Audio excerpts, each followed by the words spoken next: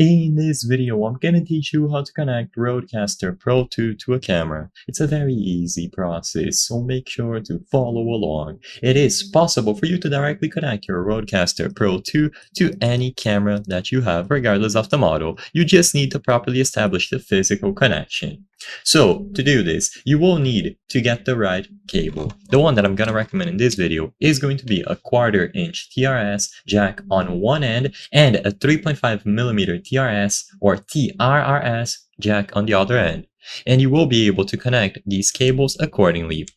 So, plug one end of the cable into the Pro 2, and then the other one goes into the camera that you want to use.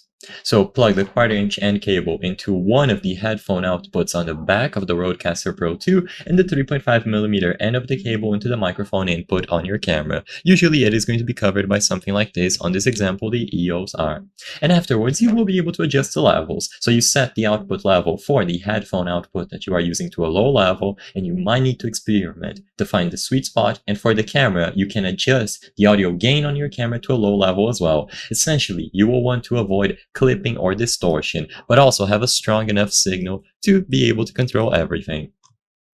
So some cameras might have a dedicated line in input, which is designed for line level signals, and if your camera has this, you might not need the attenuator cable. However, most cameras will only have the standard mic input, so this is the reason why I showed this recommendation. Essentially, the tricky thing about this is the line level versus the mic level. The Rodecaster Pro 2 outputs a line level signal, which is much stronger than the mic level signal that cameras typically expect. So plugging a line level signal directly into the camera's mic input can cause distortion and outload. So this is why you have to use the proper cable and control the levels accordingly. I hope I was able to help you in how to connect Rodecaster Pro 2 to camera. If this video helped you, please be sure to leave a like and subscribe for more very easy tips. Thank you for watching.